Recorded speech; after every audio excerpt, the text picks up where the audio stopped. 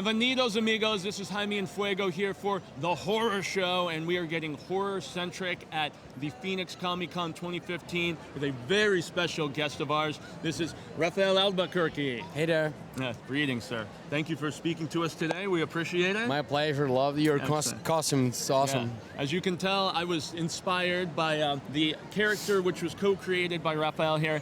It was Skinner Sweet, and so when you worked on this book with Scott Snyder, you came up with the character with him, correct? Yeah, exactly. Yeah. He had a basic idea, much more based on his personality, but it was pretty natural. I don't. It's actually pretty hard to say how I came up with the look, but just seems right based on what he wanted. So it came, at least his image, more so from Scott's head, and you just visualized it, or I think he created much more the personality, and we started talking about the character itself, and that's pretty much how I pictured in my head, and ended being the right way, you know. Pure perfection. Yeah. We didn't really had many tryouts about Skinner. It was just. I saw some of the sketches in a few of the trades where some ideas progressing, but it seemed to come naturally, the look of the character. Yeah.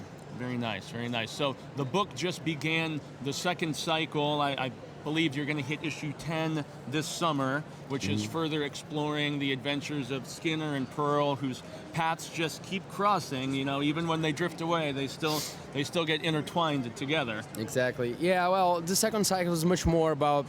I like to see that first cycle is probably about Pearl and how she becomes a vampire, and we see it all through her eyes. Yeah, because Skinner just kind of pops in here and there. Exactly. He's more of a supporting character. Yeah, but he's a very important character for sure. But it's about Pearl. The way I see the second cycle, now we are talking about Skinner. Yeah. So she'll still be our lead female character, and she's definitely a strong character on the arc as well. After Henry, passed and everything, there was a role to fill, and Skinner could kind of get to do what he had wanted to for a while, I think. So. Yeah, but now we are going to understand a lot more about how Skinner become what he is, and his motivations and everything, and especially his connection with the Great Trader. That's our big villain. So I'm very excited about this new arc. We are having the opportunity to explore. Yeah, because some time was taken off on the book. At least there was a short break that was taken. I know there were one-shots and side stories that you did not illustrate, but obviously for the main book, you have stayed with that the entire time, right? Yeah.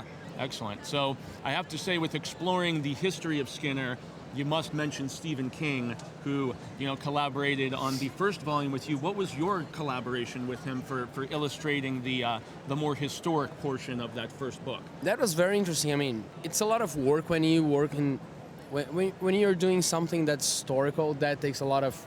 I mean, you need to get a lot of reference. You have to study a lot. Yeah. Exactly, a lot of research. So, but I think that's a really interesting part of the job as well. Yeah. I mean, I like that. Kind of a challenge, but exciting. And I like to try to find not only the right clothes or right, buildings or whatever. I also want to make people feel real by the time, I mean... I don't know. And some artists don't pay attention to that sort of detail as they should. Yeah, we try to be as the most accurate as possible. But yeah, working with Stephen King is, well, first of all, as big a huge honor. fan. Exactly. Well, the guy, an icon in the industry. Yeah, exactly. Also, it was very interesting because he felt in love about the character as well. Scott brought it to him just to get a blurb about it, and he asked if he could write an issue. Really? That's how it went about. That's how it happened. And then he saw the potential, obviously. Yeah, so he was like, well, may I? And Scott, hey, sure, anytime. Please do. Come sure. Help out. And then this one issue became 5 issues, and he was just into it, and he was very collaborative. It was very nice. Was there talk about him coming on for the 30s once you started the second run of the book? We wanted, for sure. But he's a busy guy. But he's a busy guy, and also... I mean, I don't really know how much it interests him now. I mean, he was very interested in the origins of Skinner. I think he would like to get back to that again. That's not Perhaps what we are doing now. Back, yeah. For a one-shot maybe or something. Exactly. Yeah. I mean, doors will be always open for him, but Yeah, we don't really have plans right now. As far as one more horrific thing I would like to mention, I love the cover for Justice League 35, the variant that you did last October with the monsters? undead heroes. And I mean, it must have been fun to draw Batman and Superman and those type of. It was very cool. What I try is like to make each one of them like a classic monster, like zombie or vampire, which Batman has been before in DC Comics, yeah. And well, Marman Yeah. actually, and a Superman succubus, was right? a zombie. Yeah, exactly. and- So yeah. I try to play with that, and I think it turned out I pretty think cool. it fit your style perfectly. So yes, that was awesome. Thanks, and, glad you like it. Oh, it was tremendous. So the final question we always end things with is there a particular horror film that really resonated with you, left an impression, perhaps when you were younger, like the first thing that scared you, maybe? Well, there's this movie that always troubled me when I was young. Now I don't think it's that scary anymore, but when I was like 6, Yeah. it was very scary. It's The Fly. I The guess. original or the Cronenberg remake? then? Yeah, the Cronenberg. Which was much more horrifying. Yeah, the transformation. It was super scary. I couldn't sleep at the time, so that really impressed me. But probably my favorite horror movie is Shining. Really? Yeah. So once again, Stephen King. Stephen King. He was a little disappointed with some things that Stanley Kubrick In the movie? changed. Yeah. Yeah, the blood and the character motivations. But I mean, Stanley Kubrick, another icon for I visuals. love the movie. Well, very cool. Well, yeah. Well, thanks. I will extend a grande gracias myself, Jaime en Fuego, and thank you so much for speaking to us, Rafael Albuquerque, native of Brazil, here in Phoenix, Arizona, visiting with us today.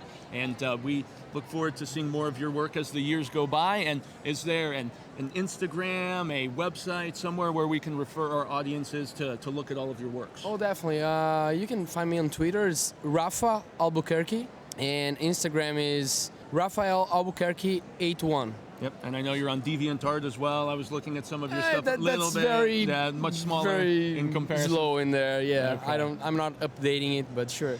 Okay, cool. Well, please check out all of that stuff, guys. I extend my thanks again, and look forward to more coverage with us coming soon. And until next time, stay scared.